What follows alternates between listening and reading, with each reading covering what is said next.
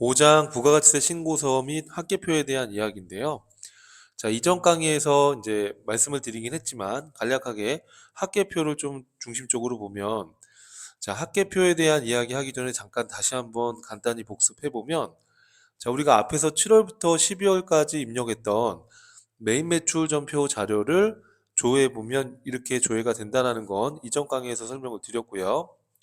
자, 다시 한번 정리해 보면 우리가 메인 매출 전표 입력해서 매출에 과세로 입력하신 거는 요 생계하서에 집계가 되고요. 매출의 카가나 현가는 신용카드 현금 영수증 쪽에, 매출의 건별은 과세 기타 쪽에 금액이 집계가 됩니다. 자, 그럼 매출의 영세로 입력하신 부분은 영세 세금계산서 안에 금액이 집계가 되고요. 그 다음에 매출의 수출로 입력하신 부분은 영세의 기타의 금액이 반영이 됩니다. 자, 그 다음에 예정신고 누락된 매출이 있으면 확정신고 때 예정신고 누락분에다가 기재할 수가 있습니다. 자, 그 다음에 매입세액 쪽도 우리가 매입의 과세, 또 매입의 수입, 매입의 영세, 매입의 불공, 이렇게 세금계산서에 관련된 이런 매입 자료를 입력하시면 여기 세금계산서 수치분의 금액이 반영이 되는데, 일반 매입, 즉 유형자산이나 무형자산과 같은 고정자산을 매입한 게 아니면 일반 매입, 뭐 상품이나 원재료와 같은 일반 매입으로 분계를 해주시면 일반 매입 쪽의 금액이 집계가 되고요. 또는 유무형 자산과 같은 고정 자산을 분기해 주시면 고정 자산 매입으로 금액이 들어갑니다. 다만 이제 매입에 불공으로 입력하시면, 생계한서를 받았는데 불공제로 입력하시면 세금계산서에도 들어가고, 그리고 공제받지 못할 매입세액에도 금액이 이렇게 반영이 됩니다. 자, 그리고 매입의 카가나 매입의 현가로 입력해 주시면 그 밖에 공제 매입세액으로 금액이 반영이 되게 되는 거예요. 자, 그래서 이렇게 해서 여러분 매출세액, 자, 매출세액은 요 금액이 되는 거죠. 요 매출세액에서 공제받을 수 있는 매입세액, 요 매입세액을 빼게 되면 나머지를 납부하는 거예요. 그런데 각종 뭐 차감되는 것들이 있고요. 그래서 차가감하여 납부할 세액으로 해서 요 금액이 실질적으로 납부가 되는 겁니다. 자, 그럼 프로그램을 열어서 한번 보겠습니다. 자, K랩 프로그램을 실행해 주시고요. 9000번으로 들어가 주신 다음에 부가가치 메뉴로 들어가서 부가가치세 신고서를 눌러서 다시 한번 간단히 확인해 보겠습니다. 자, 법인기업은 1기 예정, 1기 확정, 2기 예정, 2기 확정, 이렇게 해서 1, 2, 3월 달, 4, 5, 6월 달, 7, 8, 9월 달, 10, 11, 12월 달, 이렇게 3개월 단위로 신고를 하게 되는데, 우리는 그냥 편의상 7월부터 12월까지 조회를 해서 보여드린 겁니다. 자, 그래서 아까 보여드렸던 그 그림처럼 이렇게 금액이 집계가 됩니다. 이 오른쪽은 이 예정신고 누락에 대한 상세 내역이에요. 요 매출 예정신고 누락이나 매입 예정신고 누락에 대한 또 세부 내역이 우측에 표시가 되어 있고요. 참고로 여기 그 밖의 공제 매입세액이라고 되어 있는 이 부분은 여기 우측 하단에 보시면 이제 그 밖에 공제되는 매입세액은 신용카드나 현금 영수증에 의한 일반이나 고정자산 매입을 이렇게 불러와진 겁니다. 매입의 카가나 현가로 입력하시면 이쪽으로 금액이 자동으로 집계가 되는 거예요. 자, 그 다음에 우리 시험 범위를 좀 오버하긴 하지만 의제 매입세액이나 재활용 폐자원 매입세액 등과 같은 매입세액들도 여기 그 밖에 공제 매입세액에 포함이 됩니다. 자, 이 부분은 여기 밑에 제가 설명을 해놨는데, 자, 이 부분은 어, 말씀드렸던 매출의 과세를 입력했을 때 세금계산서, 뭐 신용카드 현금 영수증은 카가나 현가, 그다음 매출의 건별은 기타, 매출의 영세는 영세 세금계산서, 매출의 수출은 영세, 기타 영세 기타가 있었죠. 매입세액 쪽은 우리가 매입의 과세나 영세나 매입의 불공, 매입의 수입으로 입력했는데 일반 매입으로 분계를 했거나 유무형 자산과 같은 고정 자산 분계를 했을 때 구분돼서 이제 집계가 된다라고 말씀드린 거고요. 예정 신고 누락분이 있으면 확정 신고 때 이제 예정 신고 누락된 걸 반영할 수가 있습니다. 자, 그 밖에 공제 매입세액은 우리 신용카드나 현금 영수증으로 매입액 카가나 현가로 입력한 게 반영이 되고, 또 의제 매입세액, 재활용 폐자원 매입세액 이런 우리 매입세액들도 존재하는데, 이 부분은 이제 여러분 세무 2급에 가서 구체적으로 학습을 하시면 되겠습니다.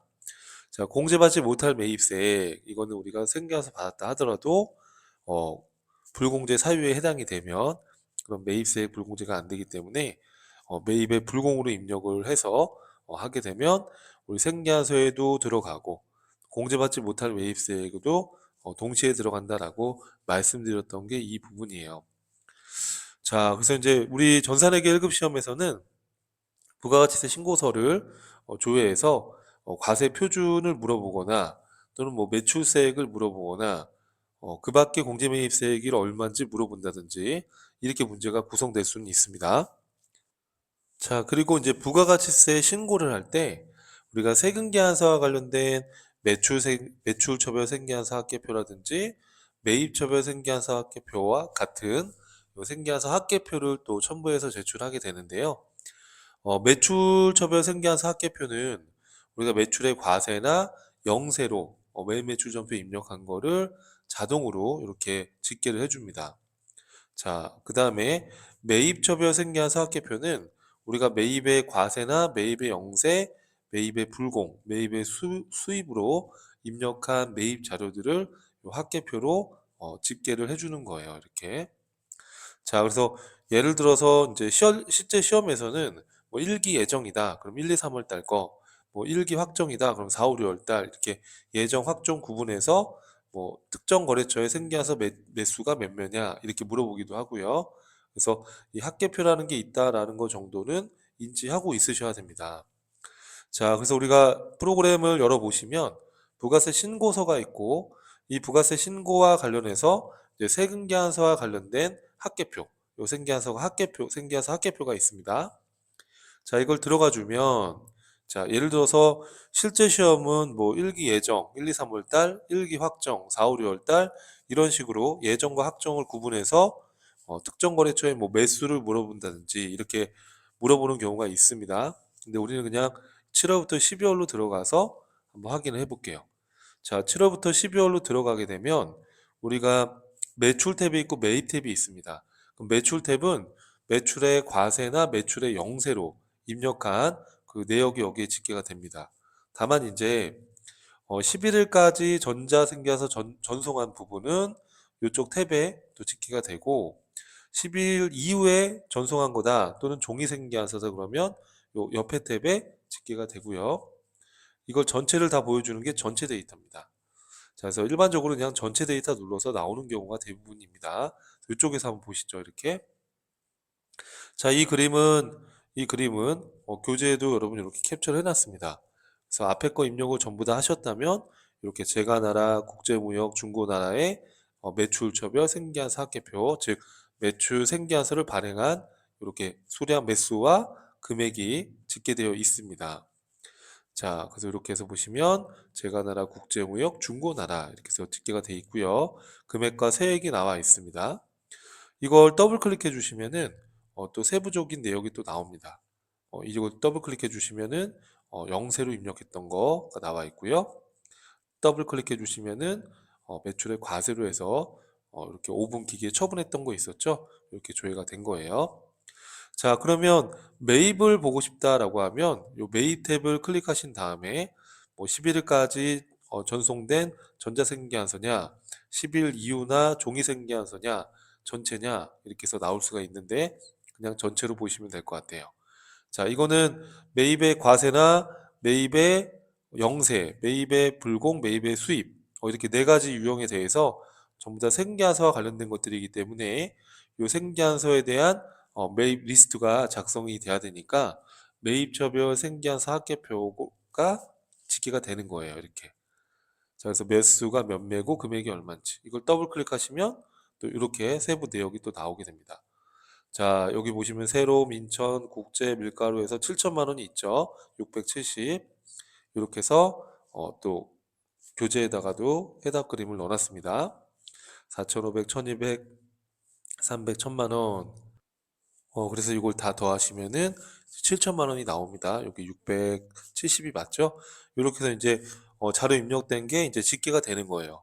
그럼 이걸 이제 여러분들이 왜 알아야 되냐면 우리가 시험 문제에서 이렇게 나올 수가 있어요. 예를 들어서 뭐 일정 기간에 뭐 예를 들어서 7월부터 12월까지 실제 시험은 이제 예정이나 확정 이렇게 구분해서 물어보는 경우가 대부분이에요. 그래서 일기 예정 거를 조회해서 이 국제나 국제무역에 뭐 생계해서 매출 생계해서 발행된 매수가 몇 매냐 이런 식으로 또 물어보면 이 학계표에 들어와서 찾아보실 수가 있는 거죠. 그리고 예를 들어서 이 특정 기간에 뭐 어, 공급가액이 가장 큰 거래처는 어디냐 뭐 이렇게 물어볼 수도 있고요. 그래서 우리가 부가세 신고서 외에 이렇게 또 생계에서 학계표라는 게 있다라는 것 정도는 여러분이 인지를 하고 계셔야 됩니다. 자, 그래서 부가가치세 신고서하고 이 생계한서 학계표에 대한 얘기를 간략히 했고요.